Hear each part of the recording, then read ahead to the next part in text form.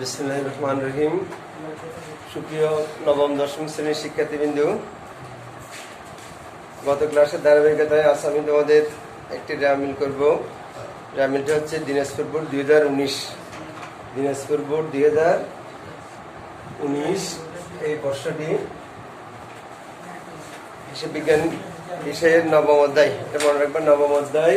এটা নবম অধ্যায় রেওয়ামিল। অধ্যায়টার নাম হচ্ছে রেওয়ামিল।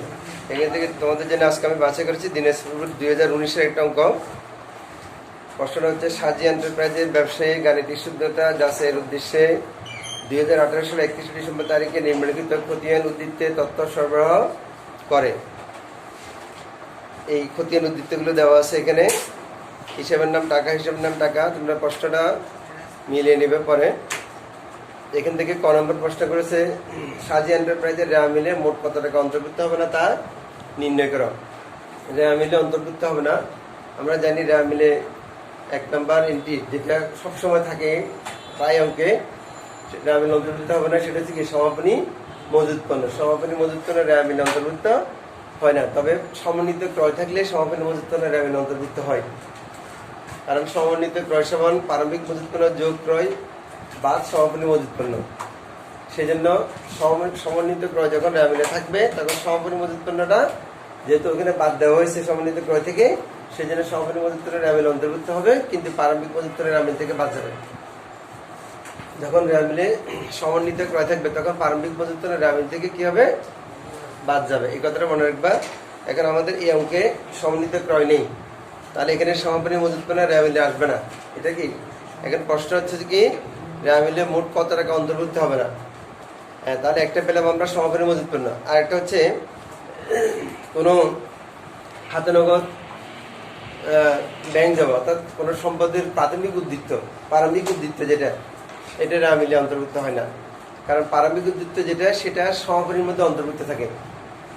ধরো তোমার ব্যাংকে জমা বা হাতে নগদ যে কোনো একটা আইটেম আমরা যদি চিন্তা করি, ব্যাংকে জমা বছরের শুরুতে 20,000 টাকা আছে, বছরের শেষে আছে 50,000 টাকা, তাহলে 20,000 টাকাটা ওই 50,000 টাকার ভিতরে কি আছে। কাজে আমরা প্রারম্ভিকটা আর হিসাবভুক্ত করলে হবে না, করার দরকার নেই। সমাপনীটা ধরলে 50,000 টাকা লিখলে এটা টোটাল হাতানগরটা চলে আসতেছে, কারণ প্রারম্ভিকটাও এর ভিতরে আসে। ওই জন্য এখানে তাহলে দুইটা আইটেম আসবে, ব্যাংক উদ্ধৃত্ত 1-1-18 আর একটা হচ্ছে তোমার সমাপনী মজুত পণ্য। আমরা একটা ছোট্ট ঘর করে এর জন্য ক নম্বর প্রশ্ন, ঘরটা হবে বিবরণ টাকা টাকা।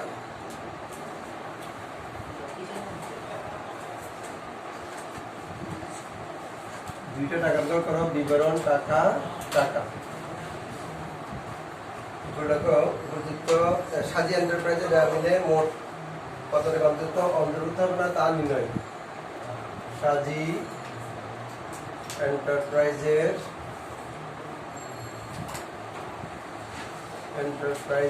রেওয়ামিলে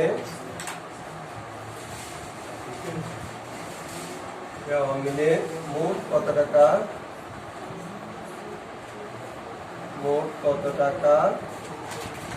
অন্তর্ভুক্ত হবে না, অন্তর্ভুক্ত হবে না তা নির্ণয়। অন্তর্ভুক্ত হবে না তা নির্ণয় যদি প্রমাণ দাও। এখানে দেখো বিবরণ টাকা টাকা।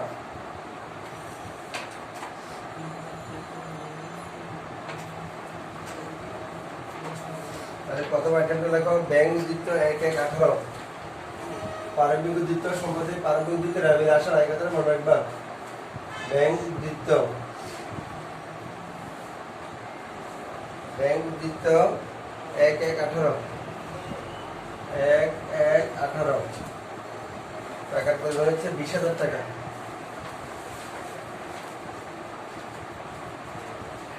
তারপর দেখো সমাপনী মজুত পণ্য, দ্বিতীয় আইটেমটা হবে সমাপনী মজুত পণ্য।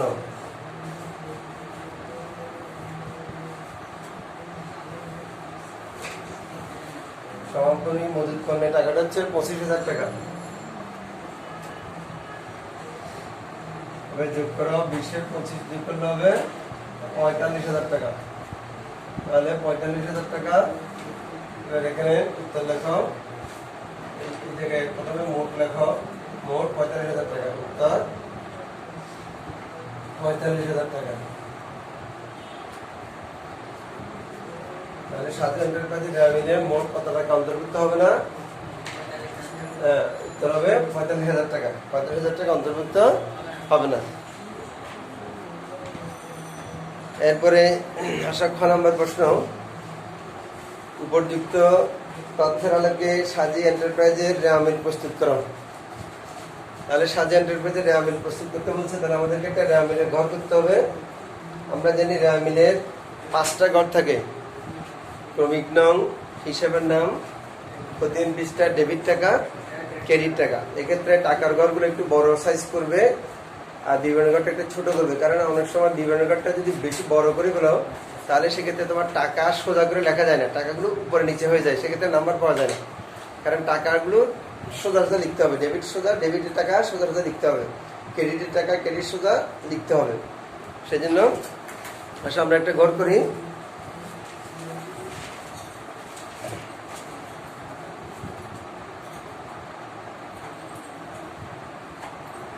দুইটা আইটেম, ব্যাংক উদ্বৃত্ত আর সমাপনী উদ্বৃত্ত নেই, দুইটা আইটেম গেল ক নম্বরে।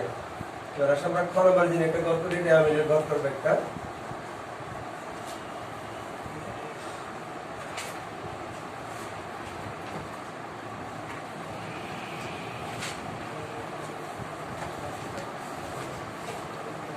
উপরে 3 লাইন তোমাকে লিখতে হবে, 3টা লাইন। শুরুতে হবে সাজি এন্টারপ্রাইজ, সাজি এন্টারপ্রাইজ,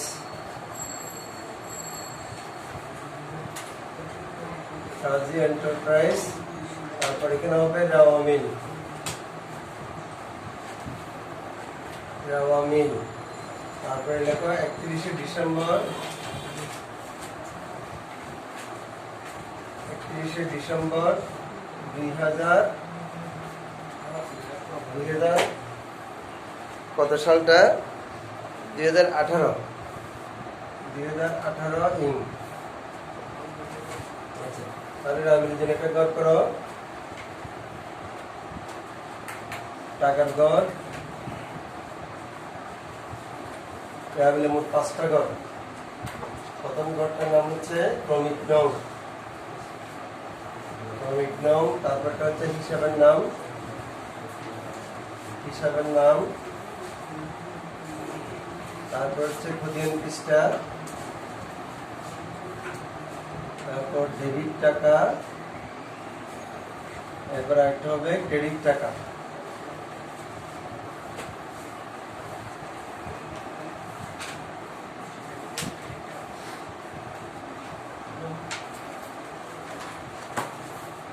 এখানে ঘরটা বর্ধিত করতেছি আমি। ক্রমিক নাম, হিসাবের নাম, প্রতিদিন পৃষ্ঠা,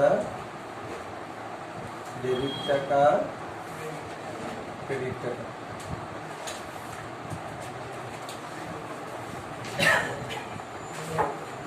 এখানে দেখো প্রথমে ক্রমিক নাম, ক্রমিক নাম, হিসাবের নাম, হিসাবের নাম। তারপরে দেখো প্রতিদিন পৃষ্ঠা, ডেবিট টাকা, ক্রেডিট টাকা। আচ্ছা, আমরা প্রথমে আইটেমগুলো সিরিয়ালি লিখে ফেলি। এখানে যে প্রথম 2টা আইটেম আমরা কতে লিখেছি সেই 2টা আইটেম বাদ যাবে, বাইক আইটেমগুলো আমরা লিখে ফেলি আগে।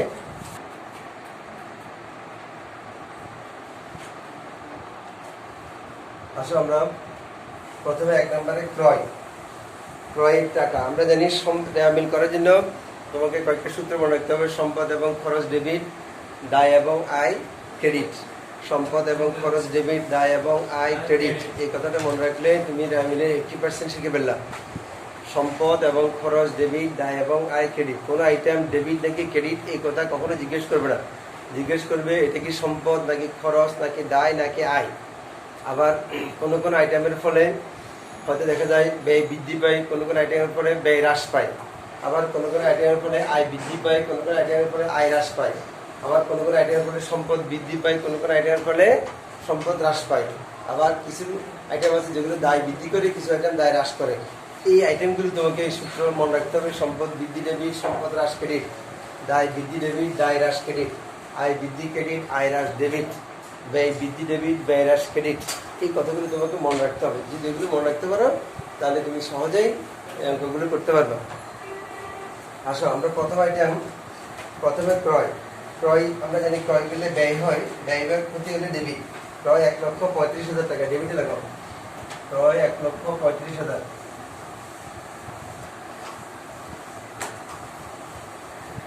এরপরে সব বিক্রয়। বিক্রয় 1,50,000, বিক্রয় করলে টাকা আয় হয়, তাহলে বিক্রয় হবে ক্রেডিট 1,50,000। সোজা করে টাকাগুলো লিখতে হবে। বিক্রয় 1,50,000। তারপর সব প্রাপ্ত ভাড়া। প্রাপ্তর বানানটা দেখো, পয়রপলাকার পয়ত, পয়রপলাকার প্রয়ত, এটাকে বলে প্রাপ্ত। প্রাপ্ত ভাড়া এটা হবে তোমার, এটা আয়। প্রাপ্ত ভাড়া এটা কি আয়। এখানে যদি পয়রপলাকার পয় জফলা প্রাপ্য হতো, প্রাপ্য হলে তখন এটা সম্পদ হয়ে যেত। প্রাপ্ত হলে তখন সেটা আয়, যেগুলো প্রাপ্ত সবকিছু আয়। প্রাপ্ত বার্তা, প্রাপ্ত সুদ, প্রাপ্ত তোমার যেগুলো সকল প্রকার প্রাপ্তি, মানে প্রাপ্ত যদি হয়, তোমার বিনিয়োগের সুদ প্রাপ্তি এরকম যদি হয় প্রাপ্ত সুদ, তাহলে সেক্ষেত্রে এটা কি হবে, আয় হবে। আচ্ছা প্রাপ্ত বার্তা, তাহলে প্রাপ্ত বার্তা কত আছে দেখো, এখানে প্রাপ্ত বার্তা আছে 12,000 টাকা, তাহলে ক্রেডিটে দেখো 12,000 টাকা। তারপরে সব মূলধন। মূলধন আমরা জানি মূলধন কারবারের জন্য কি দায়। মূলধন কারবারের জন্য দায় হলে ক্রেডিট। মূলধন হচ্ছে 95,000 টাকা। মূলধন ক্রেডিট দিকে লেখো 95,000 টাকা। মূলধন কারবারে আসলে দায় বৃদ্ধি পায়, দায় বৃদ্ধি পেলে ক্রেডিট, দায় ক্রেডিট মনে রাখবা। ব্যাংক দিতে এটা আসবে না। বেতন। এরপর আসো ঋণ। এরপর আছে ঋণ। ঋণ শুধুমাত্র র্যামেলে, শুধুমাত্র ঋণ থাকলে এটা অলওয়েজ এটা মনে রাখবা ঋণ ক্রেডিট। ঋণ থাকলে, শুধুমাত্র ঋণ থাকলে কি হবে, এটা ক্রেডিট হবে। আর যদি প্রদত্ত ঋণ থাকে তাহলে ডেবিট হবে। আর গৃহীত ঋণটা এমনি ক্রেডিট। ঋণ গ্রহণ করছে তাহলে তোমার দায় বৃদ্ধি পেয়েছে, ওই জন্য ঋণ, শুধু ঋণ থাকলে এটা ক্রেডিট, এটা মনে রাখবা। তাহলে ঋণ ক্রেডিট। ঋণের টাকাটা হচ্ছে 25,000 টাকা। ঋণ ক্রেডিট 25,000।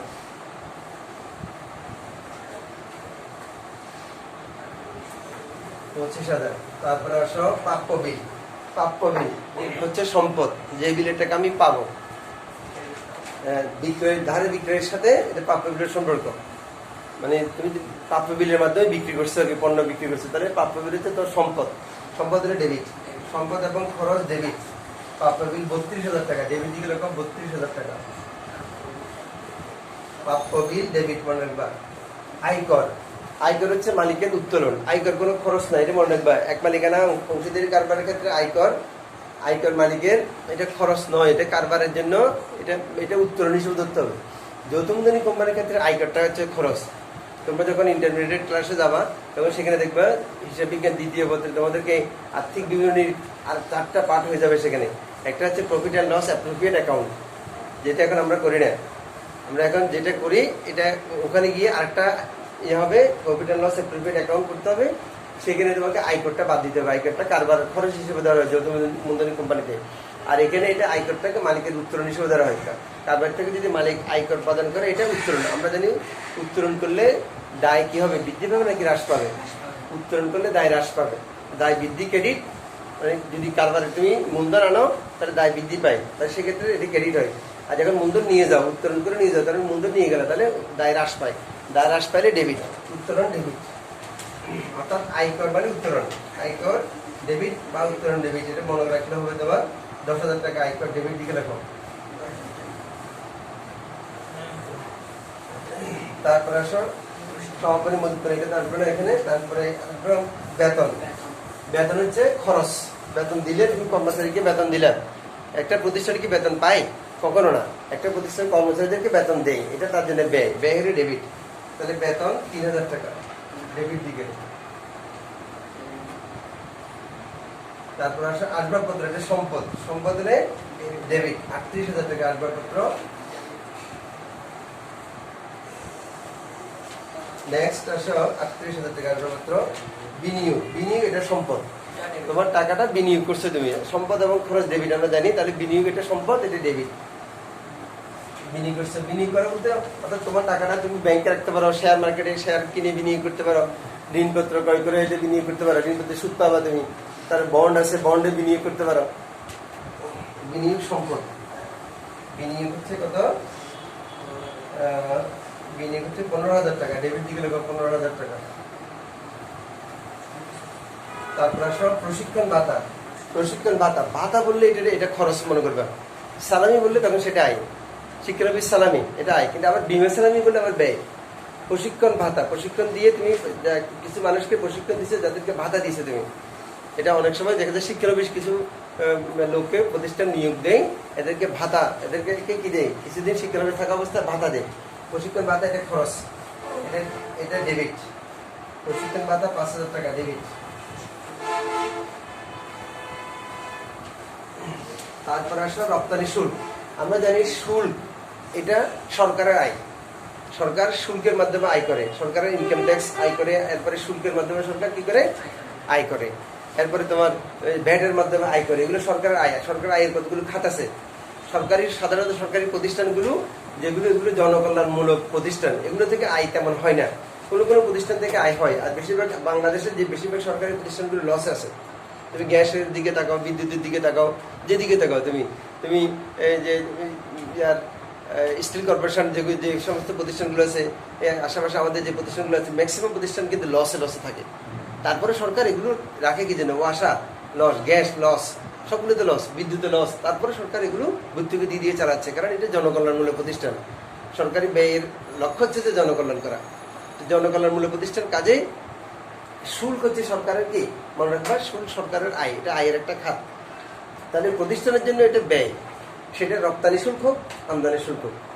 আমদানি শুল্ক হলেও সরকারের জন্য আয় হবে, রপ্তানি শুল্ক হলে সরকারের জন্য ব্যয় আয় হবে, অন্যদিকে প্রতিষ্ঠানের জন্য কি হবে, ব্যয় হবে। তাহলে শুল্ক হচ্ছে ব্যয়। শুল্ক লেখো, শুল্কের রপ্তানি শুল্ক 13,500 টাকা,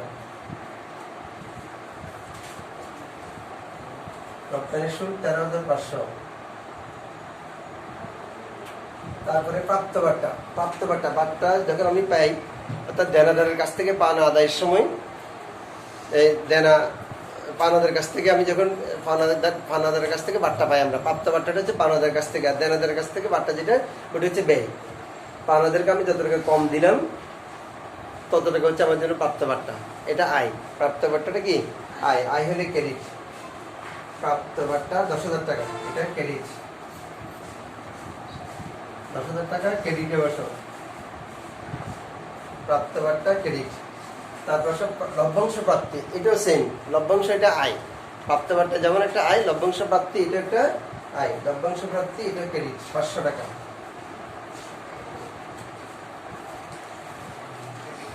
500 টাকা। তারপরে আসো প্রারম্ভিক মজুত পণ্য, এটা হচ্ছে মুনাফা জাতীয় ব্যয়। প্রারম্ভিক মজুত পণ্য কি, মুনাফা জাতীয় ব্যয়, কারণ এগুলো মজুত পণ্যগুলো কোথা থেকে আসছে, এগুলো এই বছরের চলতি বছরের যেটা 31 ডিসেম্বর তারিখে যেটা সমাপনী মজুত পণ্য, পরবর্তী বছরের শুরুতে এটা প্রারম্ভিক মজুত পণ্য। এই প্রারম্ভিক মজুত পণ্য যেটা আমরা এটা এখানে যেটা পাচ্ছি, এটা 2017 সালের শুরুতে এটা ছিল, 2018 সালের শুরুতে ছিল, 2017 সালের সমাপনী মজুত পণ্য, এটা 2018 সালের শুরুতে প্রারম্ভিক মজুত পণ্য, এটা মুনাফা জাতীয় ব্যয়। প্রারম্ভিক মজুত পণ্য হচ্ছে 25,000 টাকা, প্রারম্ভিক মজুত পণ্য 25,000 টাকা, এটা ডেবিট। মুনাফা জাতীয় ব্যয়, ব্যয় হলে ডেবিট, এটা মনে রাখতে হবে, আয় হলে ক্রেডিট, ব্যয় হলে ডেবিট। তারপরে সমাপনী ব্যাংক জমা, সমাপনী ব্যাংক জমা এটা কি সম্পদ, এটা সম্পদ, সম্পদ হলে ডেবিট। ব্যাংকের হাতানাগর টাকা, ব্যাংকে জমা টাকা, এগুলো হচ্ছে সম্পদ, সম্পদ হলে ক্রেডিট, সম্পদ হলে ডেবিট, সম্পদ ডেবিট মনে রাখবা। সমাপনী ব্যাংক জমা 16,000 টাকা ডেবিট, সম্পদ ডেবিট, সম্পদ এবং খরচ ডেবিট, দায় এবং আয় ক্রেডিট। তাহলে এখন আসো আমরা আইটেমগুলি সবগুলো লিখে ফেললাম, এবার আমরা যোগ করব। যোগ করে আমরা সরাসরি আগের এটা ইয়েতে বসাবো না, আমরা যোগ করার পর যোগ করে এগুলো আলাদাভাবে লিখবো, দেখবো এখানে কোনো অনিশ্চিত হিসাব আছে কিনা। আর যদি যোগফল যদি সমান সমান হয়ে যায়, তাহলে বুঝবো যে কোনো অনিশ্চিত হিসাব নাই। একটু যোগ করো,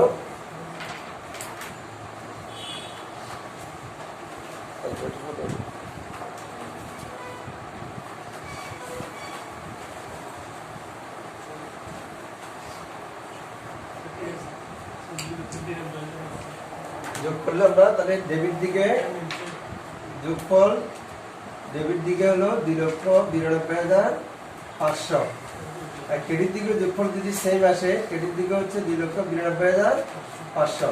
তাহলে আমরা দুই দিকে যদি যেহেতু যোগফল সমান আসছে, তাহলে আমরা দুই দিকে যোগফলটা লিখে দিতে পারি 2,92,500। তাহলে এই অঙ্কে কোনো অনিশ্চিত হিসাব নাই, 2,92,500।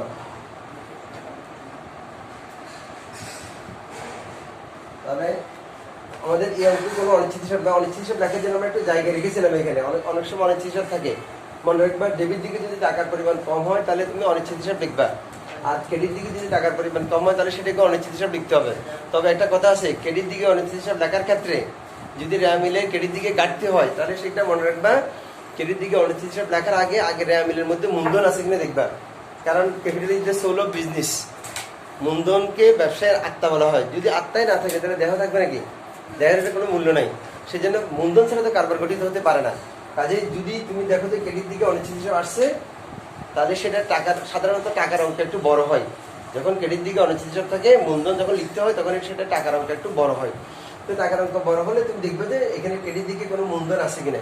যদি দেখো যে রেয়ামিলের ক্রেডিট দিকে মূলধন নাই, তাহলে তোমাকে সেটা অনিশ্চিত হিসাব আকারে এখানে লিখতে হবে। আর ডেবিট দিকে অলওয়েজ অনিশ্চিত হিসাব আসলে, কম আসলে ডেবিট দিকে সবসময় লিখবে কি অনিশ্চিত হিসাব। আর ক্রেডিট দিকে অনিশ্চিত হিসাব যদি তোমার লিখতে হয় তাহলে সেটা দেখতে হবে তোমাকে মূলধন আছে কিনা।